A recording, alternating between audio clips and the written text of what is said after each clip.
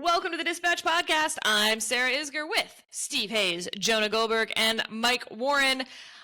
I do want to talk about tariffs, but I kind of don't want to talk about tariffs. Instead, I want to talk about some of the forces and pressures and interests on the right that come out in the form of our current tariff policy. So, as you all know, Donald Trump implemented global tariffs at varying but high levels, and then backed off that policy and instead implemented 10% tariffs across the board, with the exceptions of China, Mexico, and Canada, which had higher tariffs, and then implemented exceptions and exclusions to some of those tariffs as well. So, Jonah, I want to start with a very simple question.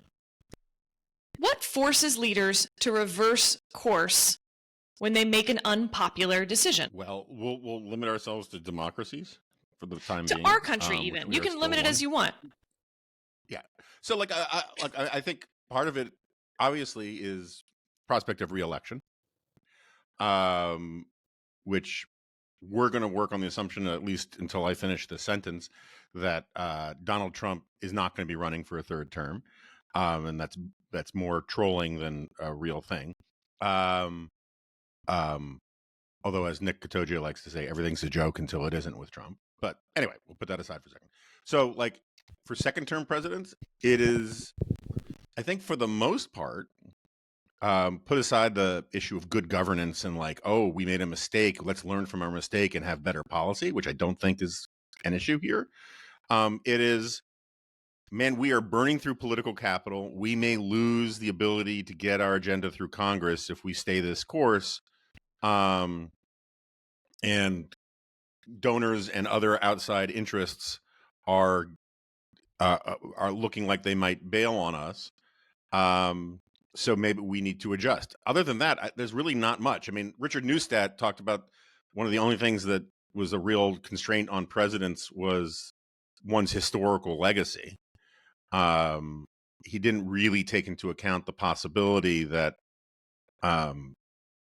one could have such a boutique and heterodox understanding of what your legacy should be or can be, that it leads you to make bad decisions, as is, I would argue, happening now. But there's really not much. I mean, there's threats of impeachment and that kind of thing, but we know that's sort of a dead letter these days. It's basically worried that these failures will lead to more failures to get the things that you want. So, Mike, I heard a few answers in there. One, good of the country, right? Like the reason you got elected in the first place. You made a decision, you now realize it was a mistake, and you back off for that reason. It's sort of the internal reason, let's say.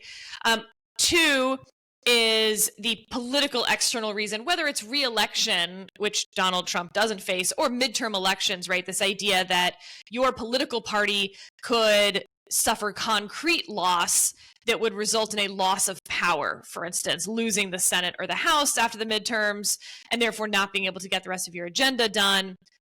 Legacy, that you're worried about what people will think about you after you're dead, which is always kind of a iffy proposition. And the constitutional issue of impeachment. Are there any others that we're missing there, Mike? And I don't know, as Jonah kind of alluded to, I don't know that any of those really apply to this situation. And so how exactly do we think about what we saw this week from Donald Trump and what lessons we learned perhaps for future potentially catastrophic recession-causing policies? There is one that I think we've left out, and it also does not apply in this situation, which is having people, advisors, aides, trusted people who are even sort of predate your time in the White House, predate your time in politics, who can sort of tell the president the ugly truth or voice some kind of dissent from all of the yes men around that gather around any president, but particularly around this president. I think that's a huge part of what can rein in a president who's made a mistake or who has gone down a path and is needs to, for the sake of themselves, for their legacy, for their party, needs to reverse and can't, because look, these are proud men. They're all men at this point. These are ambitious men, and they believe that they know what is best. And it's those kind of situations and those kind of people who need somebody to kind of grab them by the ear and say, listen, you're not seeing this part of the story, or you're not seeing it from this perspective. And even if they don't always listen to it, it's nice to have that kind of voice. It's important, I think, to have that kind of voice. I mean, if you want to look at, for instance, the way the Iraq War was going about 2006, and the voices that encouraged President George W. Bush to embrace the surge, both outside the administration and internally. I mean, that's an example where had there not been dissenting voices, or voices that said we should do this differently, we should rethink how we approach this, things could have gone from really, really bad to even worse. Trump just doesn't have any of those forces around him, and to the extent that he does, I don't have any insight or window into, say, what a Susie Wiles is really saying, or what she's able to say at this point in the presidency. That would be the only person I can think of who could fill that role. Susie Wiles, who was his campaign manager and is now chief of staff. Steve, you covered the Bush administration extensively. I'm reminded of the famous Ashcroft Hospital scene that became lore, not just at the time, but in the decade plus since. Just to set the stage here, this was about a particular part of the war on terror and surveillance program, and Ashcroft had emergency and potentially life-threatening surgery, I think related to his gallbladder, but don't quote me on that part. And the acting attorney general at that point was the deputy attorney general, Jim Comey, a name that becomes more well-known with time. And Jim Comey says no to Alberto Gonzales, who is the White House counsel. And Alberto Gonzales makes clear that he's going to go to the hospital and try to get a different answer from Ashcroft. And remember, Ashcroft he's not the attorney general right now because he's been under anesthesia. And Jim Comey, he's handed over power to the acting attorney general. So now Jim Comey's racing over and having Office of Legal Counsel Assistant Attorney General Jack Goldsmith, friend of the pod, rush to the hospital. And they're all these motorcades are careening towards this hospital to get to John Ashcroft's side, who's, groggy and not in great shape. And they all sort of get there. I think the Comey team gets there first. The Gonzales team gets there second. And in this very dramatic scene, John Ashcroft tells Alberto Gonzales all the reasons that he would say no, and then says at the end, but it's not my call to make because I'm not the attorney general right now. Boom! And so then the Comey Goldsmith team or whatever threatens to resign. And they make a fateful text message over to, I think it's Andy Card gets the message. It turns out the president didn't know about all of this, and the threats to resign changed the course of history. And the Saturday Night Massacre at the Department of Justice doesn't happen. And just for those listening, the way that I think we all felt about that story at the time has probably changed in the years since then, and what exactly that moment stands for in our minds. But regardless, Steve, it's a moment about presidential constraint in a lot of ways, and the power of advisors and resignations and unpopular decisions and principles. There's a reason we sort of obsess over this moment that nothing happened from that moment, right? Because it's so interesting about constraints on presidents. So as you think back on covering the Bush administration, what are the constraints that were there perhaps historically that aren't there anymore? Yeah, I mean, and you famously had Dick Cheney on the other side of that argument, making the case for more robust surveillance. He was on the Alberto Gonzales side. Correct, right. Yeah.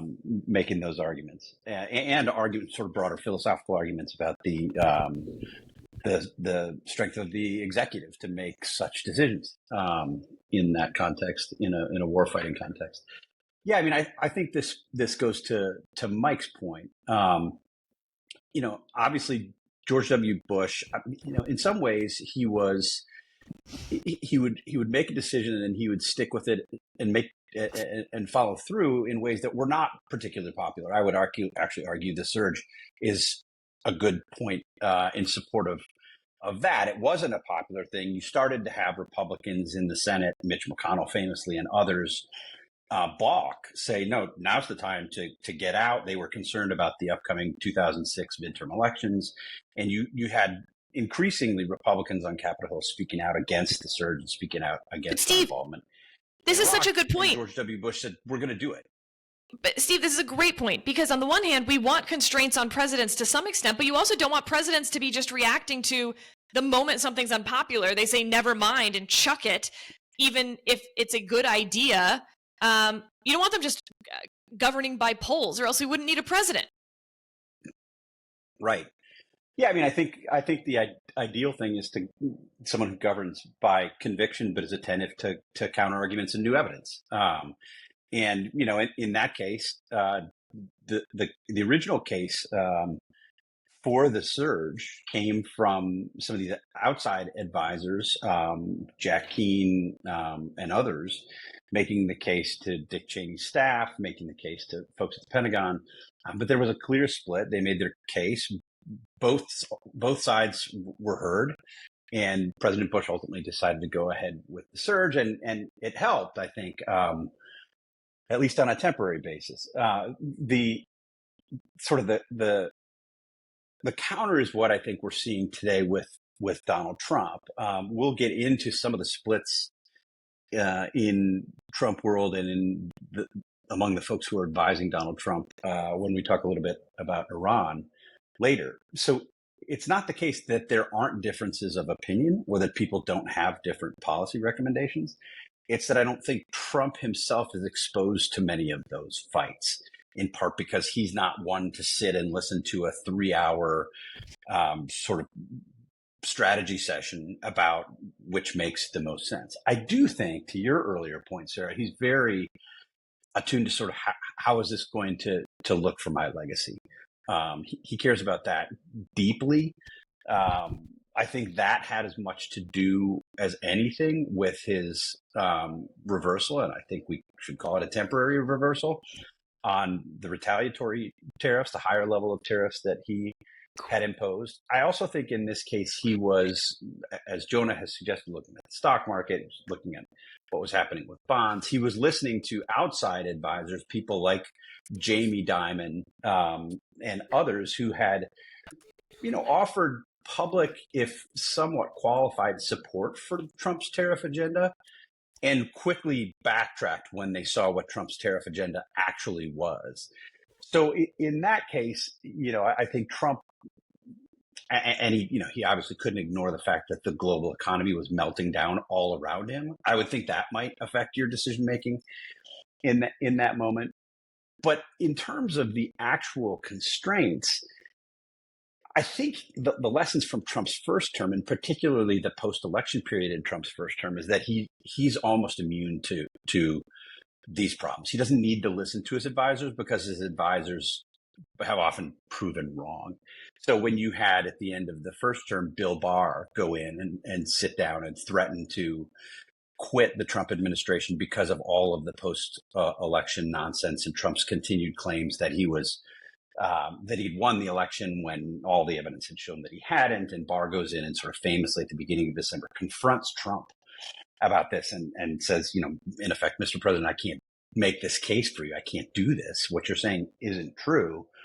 And Trump gets angry with him in this meeting that they had off of the Oval Office. And Barr offers to resign. Trump initially accepts, according to Barr's book, yells, I accept. Barr goes out to the car, and Pat Cipollone, the White House counsel, runs out to the car after Barr and pounds on the window of the car and says, he doesn't want you to resign. He doesn't want you to resign. But eventually, Trump is happy with him resigning, and Barr goes off, and Trump trashes him when he leaves. And then Trump survives, right? I mean, then we have January 6th. Then we have all of this, everything that followed that. Trump doesn't prevail on the stolen election questions, but he survives. And all of the people, including, people like us who said his career was over after January 6th, that he couldn't survive the sort of nonsensical arguments he was making in connection with the stolen election stuff, and the people who resigned or he sort of nudged out, none of it really mattered. He had his political comeback. He didn't listen to them. He trusted his own instincts. And I think that's where we are in Trump 2.0, is a president who is largely doesn't have the guardrails that he had the first time, and has confidence because he had served in the administration. He'd served in the presidency before, and was right in his mind, when many of his advisors were wrong. Yeah, so I just want to make one quick point about that. This has been my argument since 2015 about understanding Donald Trump, right? In social science, there's this thing called winner's bias, right? And there's this great cartoon where this guy is saying, they told me I couldn't do it. They told me I was wasting my time. They told me I was a fool, but I kept buying those lottery tickets and I won, right? And the person who wins thinks that like they had some special insight, some special instinct that made all of those arguments about the 300 million to 1 chances of winning look stupid. Trump, in many ways, is the millionth monkey banging on a typewriter who actually puts out War and Peace. He has done things the wrong way in business, in life, in his personal life, in his professional life, and in his political life. But because of the laws of large numbers, every now and then, somebody, there are monkeys who are better stock pickers for one given year than the smartest people on Wall Street, just throwing darts at the dartboard. He's that guy in many respects. And so he's made what I think are objectively bad choices on a whole range of fronts. And in part because he makes bad choices, because he works on instinct, people compensate for his failures more than they would for somebody who actually was interested in like dealing with the facts. And his takeaway from it is perfectly rational in a human way. It's perfectly normal in a human way. It's like, they keep telling me I'm doing things wrong and it keeps working out for me. And the system just doesn't really have a way of dealing with someone who keeps getting proven getting proven right by the cosmos for doing wrong things. And it's a very difficult thing for reasonable people to talk about. Okay, I have a very practical question for you three. Donald Trump, of course, implements these tariffs using his powers under an act passed by Congress after the Nixon administration that we refer to as IEPA, Emergency Powers Act. And that act never mentions tariffs, but it does mention giving the president in an emergency situation the power to sanction foreign governments, for instance. There's two arguments for why Donald Trump's tariffs are unlawful. One, that Congress didn't give him the power, right? That IEPA just doesn't allow for a president to impose revenue-based tariffs. Two, that Congress couldn't give him the power, that it's such a core power under Article 1 of the Constitution and of Congress, which has the power to lay duties on imports, that they can't delegate away that power. Those are both pretty killer legal arguments. We don't need to get into the full depth as to why. They're good arguments anytime. They're especially good arguments in front of this court and with the last 5 or so years of precedent. So, California and Governor Newsom has recently filed a lawsuit along these lines against President Trump and these tariffs. And my question to you all is this. Which one is better for the country? Having a legal precedent that a president doesn't have the power to do this and stopping all of these tariffs, which I think everyone on this podcast at least thinks are bad for the economy and maybe catastrophic for the economy over time. Or allowing the tariffs to continue and allowing the American people to kind of see the logical conclusion of Donald Trump's policies.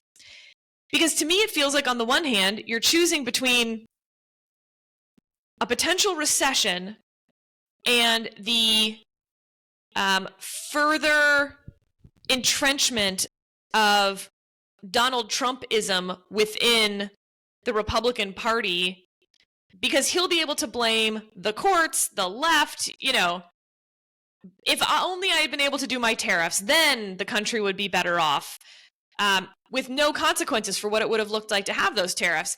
That's a big trade-off in my mind. Which one, not that we get to pick, but which one would be better for the country? Stopping the tariffs through the courts or allowing Donald Trump to sort of sleep in his own bed? Steve, I'm starting with you. Yeah, it's such a great question. And I'm going to punt. No. Classic. Let me give you a nuanced answer. This is the Dispatch, after all. Look, I think in terms of what's best for the country at this moment, is probably that he's stopped from doing it. That the court says he doesn't have the power to do it, he can't do it. Because I don't think he has the power to do it, and he probably should be stopped, regardless of the economic implications.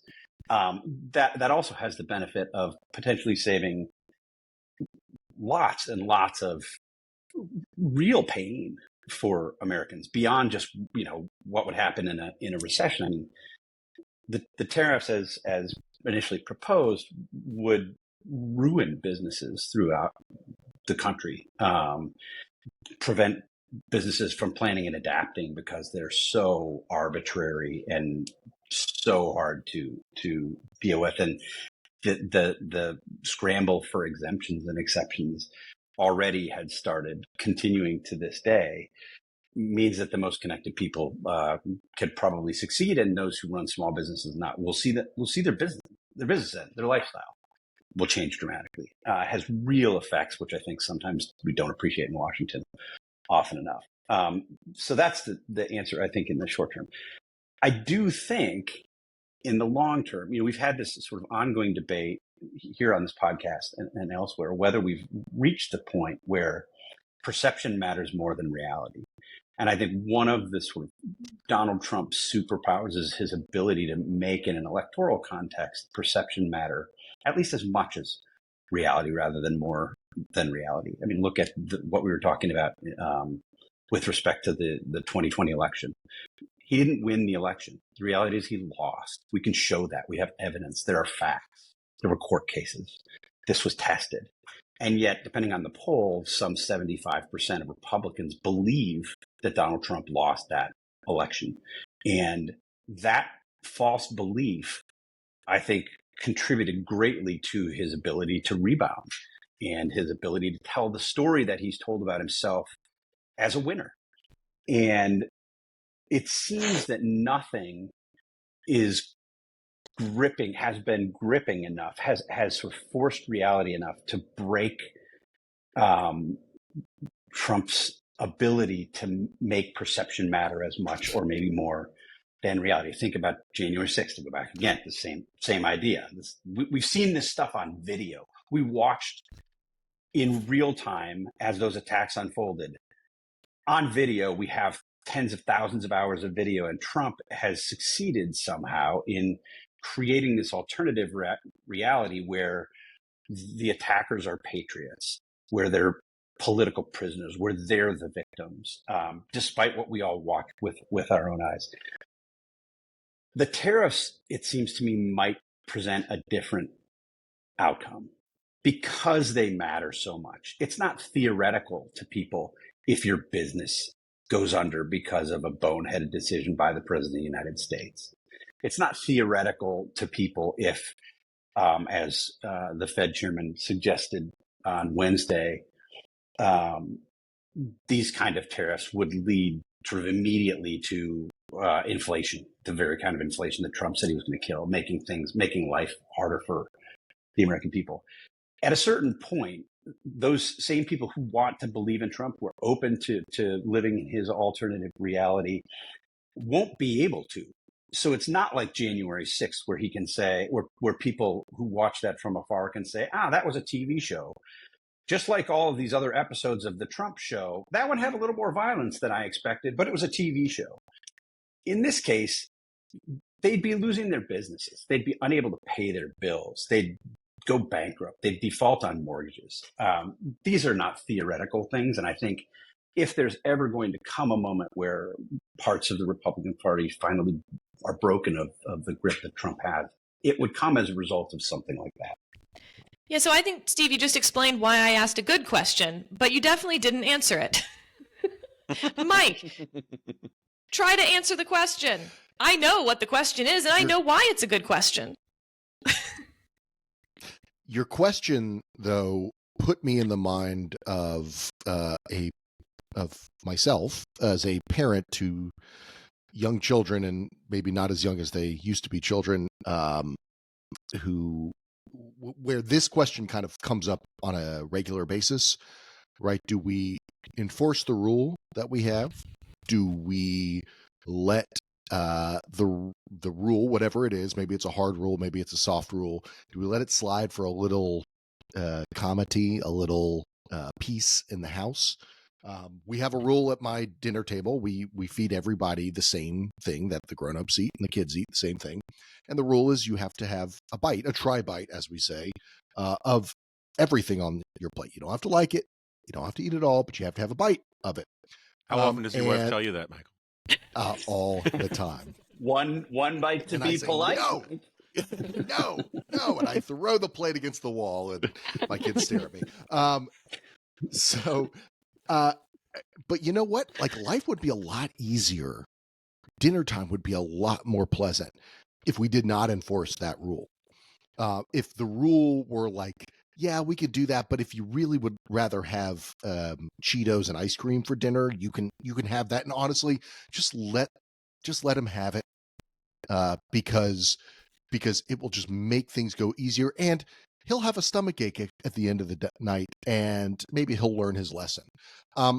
And at the end of the day, we can't do that. Like, we have to enforce the rules, no matter how painful it is on us, for our own peace and sanity, because something is more important than letting our children have what they deserve, right? If they refuse to do this and only get to eat what they want, and they get a stomach ache, hey, it's what they deserve, and maybe they'll learn a lesson, or maybe they'll just have Cheetos and ice cream for dinner for the next several months, and their teeth will fall out and it will all be bad. So I fall on this question on the side of, you have to enforce the rules, not just because it's important to enforce the rules for the short, medium, and long term of the country, but because if we keep saying we're, the rule of law is important in this country, then you got to walk the walk on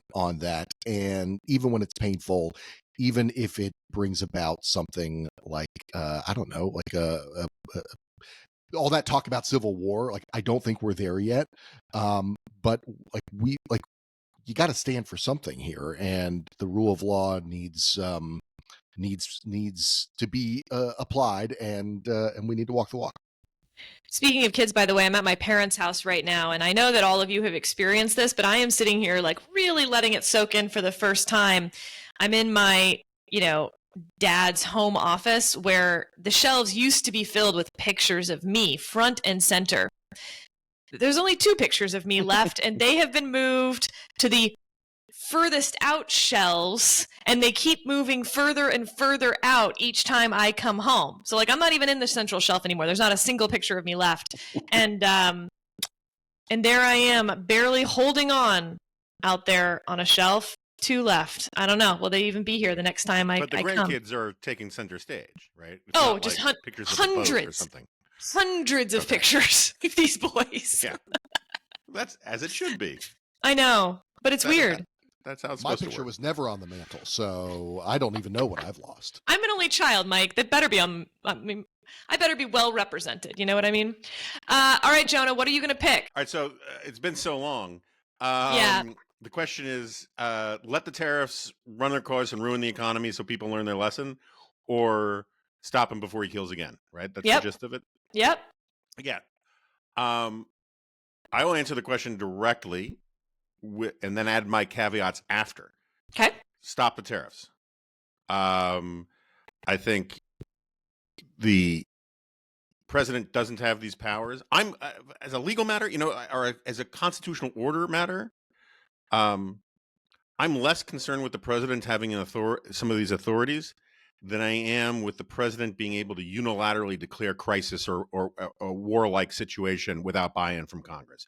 Also If a great he point. wants that, if we want the president to have these powers during a crisis, Congress can declare a crisis, or Congress cannot declare a crisis, and they're not doing that. We should at some point do an entire episode of this podcast where we take every single public policy problem and political problem in this country, and we explain how each one can be traced back to the fact that Congress frickin' sucks. Hell and yeah! doesn't do its job.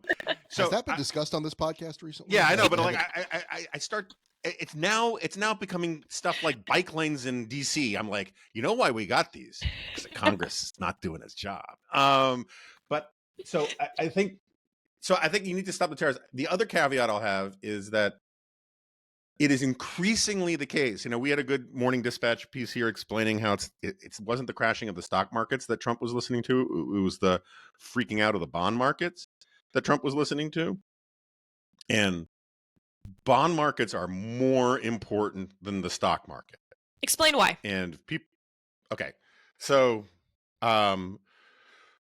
first of all of that stuff about America being a safe haven for, during troubling times and all that kind of stuff isn't because of our stock market. It's because of our bond market. The full faith and credit of the United States is like the cornerstone of the global financial system. And whenever there's turmoil in Asia and Africa and Europe, wherever, and people are like, oh crap, the world economy can be coming unglued.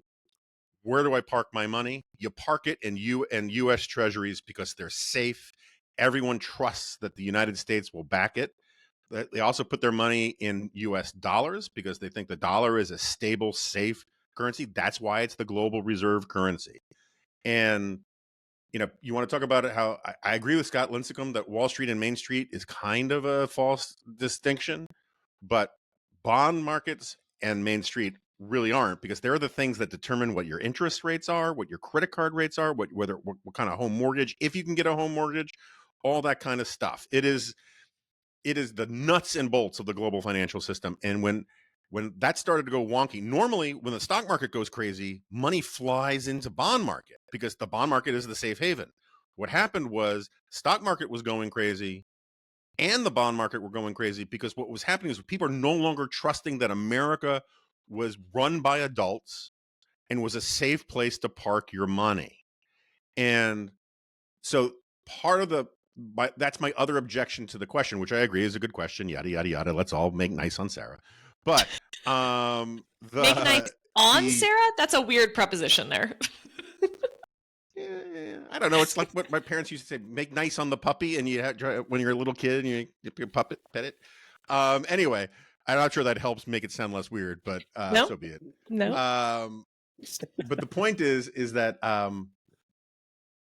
you could stop the tariff stuff tomorrow, and I think that would help the stock market a lot.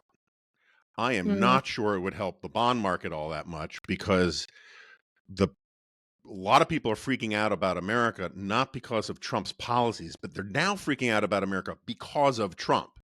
The idea that one man who is so unreliable in his judgment and so mercurial and so unpredictable has these tools at his disposal to muck with the global financial system is freaking people out, making them think we're not a safe haven anymore. And so the courts and Congress could step in and fix this tariff stuff tomorrow, and that would stop the stock market and maybe help the bond market a little bit. But Trump is there's now, and this stuff from the Humphreys executor thing. They got dead eyes on being able to screw with the Federal Reserve. and get rid of Jerome Powell. And that will freak out global markets and bond markets in all sorts of ways when, when Trump appoints Art Laffer as the head of the Federal Reserve, which I'm not kidding, I think is a non-trivial possibility here. Or Janine Pirro. Or Janine Pirro. Well, that's a little Jesse less likely. Waters. Maybe.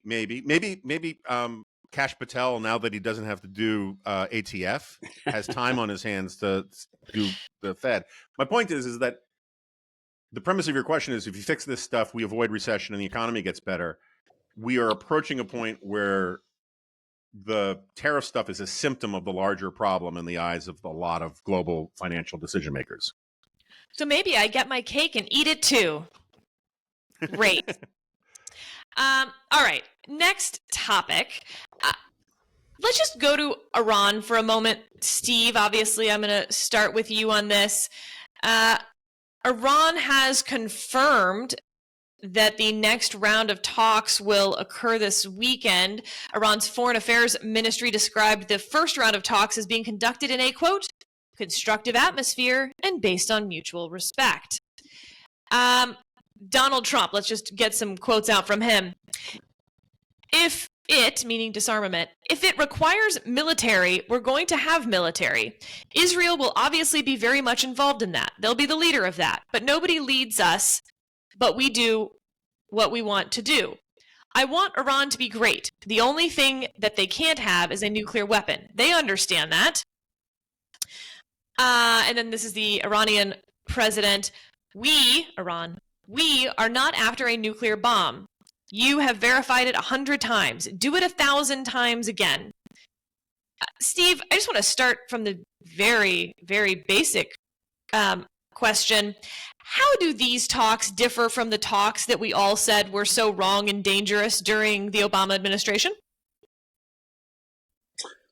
Well, we'll find out. There are a couple potential differences, but also some similarities. First, there's been all sorts of back and forth about whether there has been direct engagement or indirect engagement.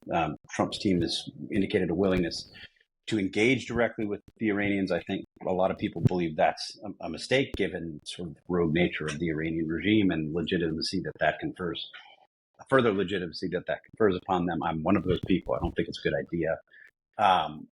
There's also the question of how we address Iran broadly. Is this fundamentally a discussion about Iran's nuclear program and only Iran's nuclear program? Or is it about Iran's nuclear program and the nature of the regime more broadly? There were reports early that it was going to go beyond the nuclear program and include Iran's support for various terrorist groups in the region, its place as a leader of the Axis of Resistance, as they call it, and the nature of the regime more broadly. The Obama administration worked hard to decouple the Iranian regime and the nature of the regime from nuclear talks and said this repeatedly in public. Basically, we don't care about all of the other malign activity. We're going to deal with them on nukes, and that's what we're trying to get. And there's also the question about whether Iran should be allowed to enrich at all. And right now, we don't know. Steve Witkoff, who's helping to lead the negotiations for President Trump, a former real estate developer, not an international diplomat, but who's been handed the most sensitive diplomatic negotiations the Trump administration has engaged in, initially said that Iran's nuclear enrichment could continue at 3.67%, the same limit enshrined in Obama's nuclear deal. But there was he got all sorts of grief for that, saying, basically, critics saying, we can't give them that as part of this at the outset. And they shouldn't be able to enrich at all. Enrichment and weaponization is sort of the whole package. So he backtracked. The question, I think, is, and this goes to what we were talking about earlier with some splits in the administration. There is a faction in the administration, we'll call it the J.D. Vance, Tucker Carlson, sort of neo-isolationist faction, that either doesn't want to be having to do this, at all, doesn't think we should be involved. Really, who cares what Iran is doing? And this isn't really our problem. And by the way, we shouldn't be doing it on behalf of Israel, which I think is a strong sort of undercurrent to a lot of that argument. And then there's we might say, more traditional faction, smaller, it seems less powerful, ostensibly led by Mike Waltz, the National Security Advisor, that says, actually, Iran having a nuke is bad, and they're sort of on the 1 yard line of a nuclear weapon, and we should do everything we can, including working with the Israelis, to stop them from having it, because it would so distort sort of regional dynamics and our approach to Iran that we have to do almost anything we can. There was reporting overnight in the New York Times out Thursday morning that the Israelis had a plan to preemptively attack Iran's nuclear facilities. This has been much speculated about, much discussed, particularly in light of the failures of Iran's proxy groups, Hezbollah, Hamas, what it was doing in Syria over the past almost 2 years. Iran is at a point of weakness. Sort of now is the time to take the shot. Donald Trump, according to the Times, declined their request to have either U.S. approval or U.S. participation in those attacks. There's sort of long-standing assumption that the Israelis need U.S. military hardware to do the kind of damage that would need to be done to actually end or go a long way toward ending Iran's nuclear program. And Trump has denied this. I don't know where this is going. At some moments, you read some of the reports, it sounds a bit like Barack Obama's nuclear negotiations. And then you have a sort of a record scratch moment where Steve Witkoff comes and says the opposite of what he had said 24 hours earlier. It doesn't seem to be that Donald Trump himself is operating from a worldview or sort of, shall we say, deep understanding of the Iranian regime, the history, and what it wants. Jonah, there seems to be a philosophical question here, though, which is, what do you do with a country like, let's take Iran out of it for a second, and let's pick maybe an easier example for my purposes, North Korea. Mm-hmm. If you continue to isolate North Korea and, quote, not, it's almost like that not platforming someone you disagree with. Well, on the one hand, if you're if you're a true neo-Nazi, white supremacist, kill all the Jews or whatever guy, do we really need to platform you in my classroom, discussion? On the other hand, if I don't, my students don't actually know these people exist and they don't know the best arguments against them. And as the platforming argument became smaller and smaller and smaller, you saw the effects of that, which is a whole bunch of people thought they then, quote, weren't platformed and rebelled against that. So, with North Korea, for example, do you isolate them? And then we're also isolating Iran, and then we're also isolating Russia and China and all, Myanmar. Or do you engage with everyone? Because you never know when there'll be a breakthrough and when you can sort of bring someone back into the fold, or at least learn more about what they're doing, and that sort of engagement. So to me, there is sort of like this larger philosophical question that's been in our domestic politics as much as it's been in our foreign policy. Yeah, I mean, I will say that the question does raise some of the problems with anthropomorphizing nation states. Because, like, take Russia, for example. Russia recently bombed a whole bunch of people on their way back from Palm Sunday services in Ukraine, in Sumy. And, like, kids, moms pushing strollers died. It was a civilian target, and it was a war crime. And the argument coming out of the Trump administration, well, President Trump said, someone told me it was a mistake. We don't know who that someone is. That is not even the Russian position, which is kind of important, right? When the Russian position is, you're damn right we ordered the code red, and you're damn right after the ambulances started showing up to cart away the wounded women and children. We launched another ballistic missile at them to kill the first responders as well. It's not a mistake, and so there are limits to the analogy to platforming people insofar as we're not talking about just bad ideas that get exposed to sunlight.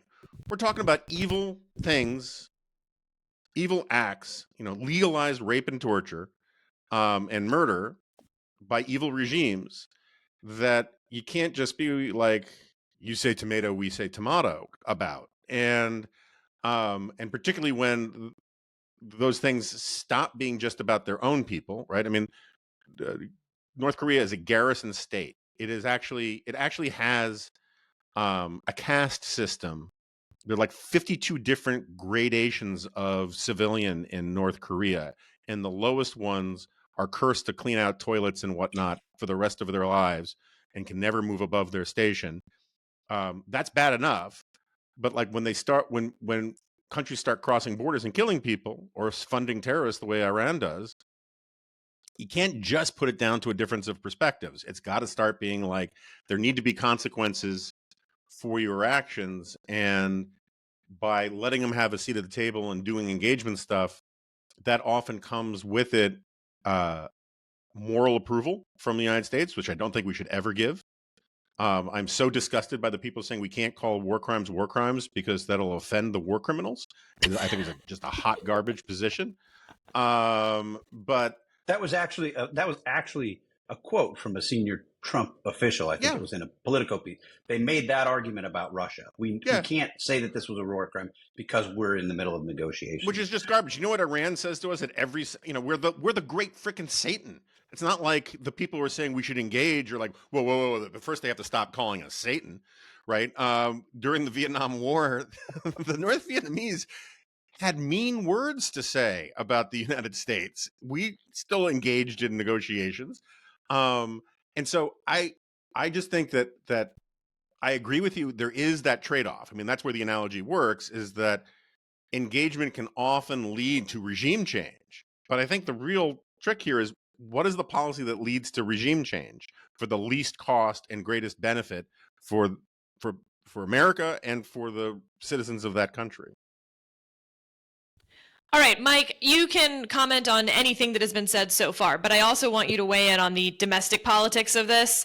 And I start with my age-old question: does anyone care? I don't know. I don't know if anybody cares about the particulars of, when I say anybody, I mean, your run-of-the-mill voter who's thinking about, the potential effect of these tariffs on their business, their bottom line, all the other things that a normal American who votes is worried about. This is probably very low on that list. It doesn't mean it's not important. It just is. If you're asking specifically about sort of the political valence of this, I don't think that we're at that point yet. But I do think that the internal and domestic politics of this are important in as they relate to the fight that's going on internally in the Trump administration. And I think that ultimately leads to sort of a fight internally within the party about sort of what is the party's views specifically and also in general about foreign policy. And I would just say that I think we should be alarmed that that the sort of the guiding light on this question, on engagement and negotiation, or bringing consequences to Iran, that on the side of engagement or non-engagement, I should say non-engagement / negotiation, the leading light on that is Tucker Carlson. I think if you just have to look at the things that he's said over the past weeks and months and frankly years, it's conspiratorial garbage. And I just want to quote something that he said. I think this was earlier this month. Let's see.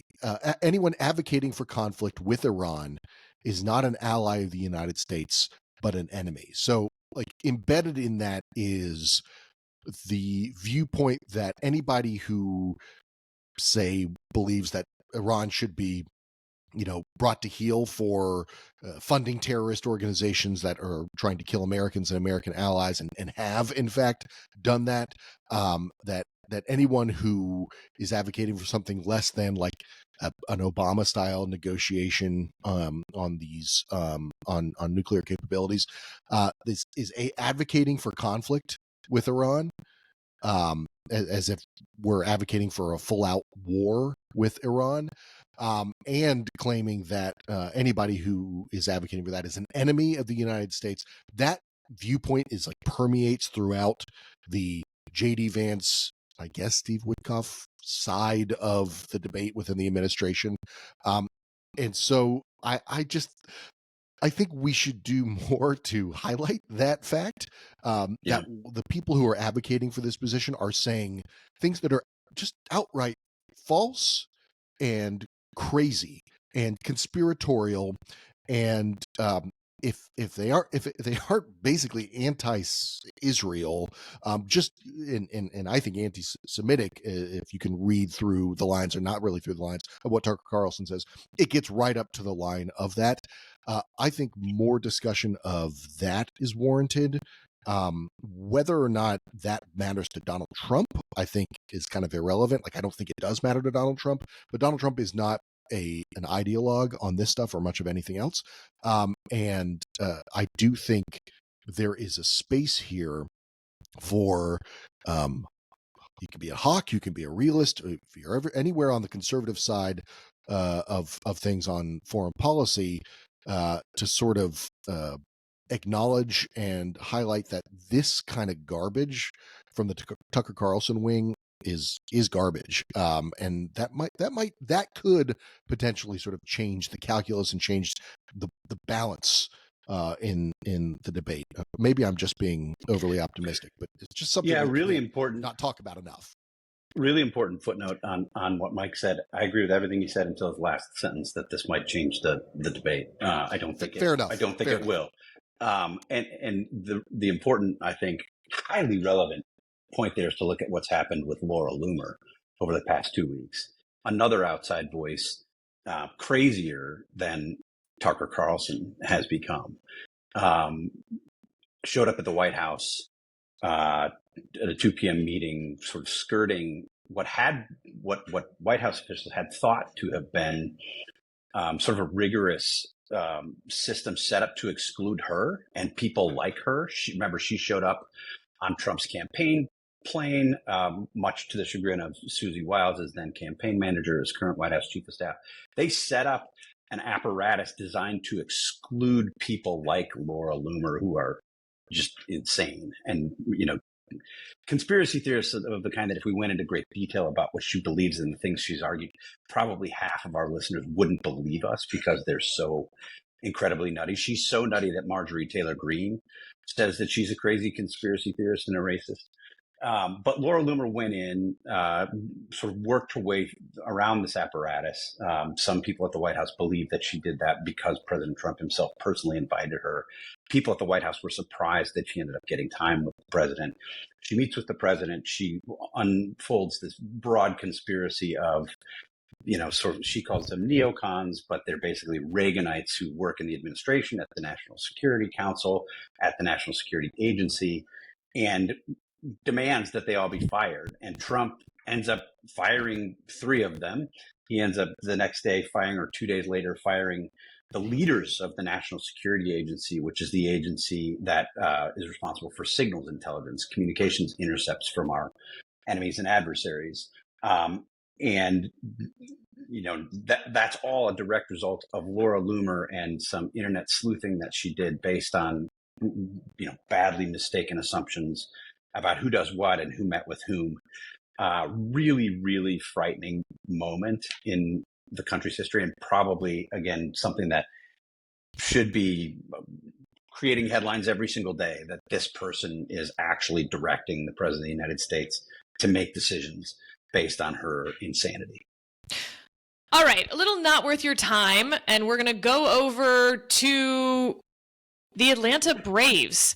So the sideline reporter was talking with two fans at the rooftop of the Rogers Center in Toronto during the Braves Blue Jays game. He asked if they'd consider rooting for Atlanta before he threw it back to the broadcast team. And at that point, the booth guys say, okay, Wiley, you've got 4 innings to get the numbers. Get us some more Braves fans. And he proceeded to tell the women who couldn't hear this, hey, they want me to get your number. There's like some laughter. He gets the numbers and he's like, this might be the new move. And then they talk about how this is a great way to get women's numbers. You just need to carry a microphone. You don't even need to be on TV, yada, yada. Journalists kind of across the board freak out. An unprofessional disgrace from the reporter. It's not fun. It's not cool. It's not harmless. And it's only a standard for harassment. A terrible look all the way around, said one reporter. Feels like there were several moments in which someone could have said this wasn't a good idea. White House correspondent, this is gross. Another, imagine if a female reporter did anything like this, career over. Pretty brutal to see it glorified on a broadcast. I gotta say, I think we should be encouraging more men to take the risk and ask for the phone numbers, and we need more flirtation and more sort of public, it's okay to be shot down, it's okay to ask. You know, that's not sexual harassment to ask for a girl's phone number. How do you think we make more people? I'm so confused how any of these people think that we do this anymore if you're not on Hinge. How did they think they got here when Hinge didn't exist? So, I don't know. I'm a woman. Y'all all know my policy of like always say yes to a first date because it's like a pay it forward system. Not when you're married, by the way, just like when you're single. Did y'all think this was like weird? Clarification. Yeah, well, I mean, that's what I'm saying, at least Such publicly. a 2025 caveat. God. Do you guys think this was weird or gross, or am I the only one like still living in 1995 where this is actually the only way you could get a date was in public asking for a girl's number, or is it the power dynamic because he's on TV? I don't see what's gross about this. Mike, you're young. As a suffering Braves fan this season, this is like this like little moment on TV from the Rogers Center was like the highlight for the season so far. So I'm obviously behind it. Hey, at least somebody's scoring. So well done, Wow. Mike. So look, I don't know. I mean, I find the freak out about this so weird, almost like a signal went up to alert I also would have been everybody fine, by the in way, if she had news shot media. him down on live TV. If she had been like, I have a boyfriend, weirdo. Which, like, that's the game, by right? the way, if I know anything about guys and sports guys, like the guys in the booth hoped that would happen when they sort of put him on the spot. Definitely. To ask those girls for their numbers. I think they were like almost probably disappointed that she seemed to say yes at the end there. Look, I got definite boyfriend vibe from her. I think she was being polite, by the way. I do not think he was going to see that girl again. So I have a friend who is a prominent sideline reporter for a major league sports team, and who's actually profiled on All Things Considered this week. He's got a following because the players do goofy stuff with him. They put towels on his head while he's doing post-game interviews to kind of mess with him. It's great. It's entertaining. These people are part of the entertainment of watching the game. And I think there's something in this criticism that, like, this is something that is a violation of some kind of journalism ethics. I gather is where a lot of this is coming from journalists themselves. And I don't mean to denigrate the sideline reporters and anything like that at all. But it's like to claim that this is some great like journalism scandal, that somehow he's violating some kind of sacred duty that he has to just report the facts that are happening in the stands at the Rogers Center during a April regular season game. I don't get it. If it's a sexual harassment thing, this is, I'm sorry, this it's just like, what, this is not worth our time if that's what we're talking about. I'll go quick because I got nothing really to add. I agree. Again, I have no problem with somebody saying, "Hey, maybe you don't want to use our airwaves to go pick up girls. Move on." Right? That's it. But like to turn it I can see someone criticizing it, saying that, hey, this isn't our policy to like use your position to like scam on girls. Or I could say, oh, that was funny and whatever. I think there are reasonable positions on both sides. I don't think it's worth our time as a source of wither America society if this is happening, right? Meh. Steve? Yeah, I think the way you framed it was sort of spoke to how I saw this. I mean, there was this sort of immediate outrage, mostly from journalists who saw this as so entirely inappropriate. I saw a tweet about it first where there was a brief description of what had happened with a condemnation from I think it was a Washington Post White House reporter, maybe. High dudgeon, very upset about this, and claiming that this was a double standard. If a woman had ever done this to two males and asked for a number, that I think the argument was it would be career ending. She'd be a hero. I just find that so totally absurd. Like, people would love it. In what world would that be career ending?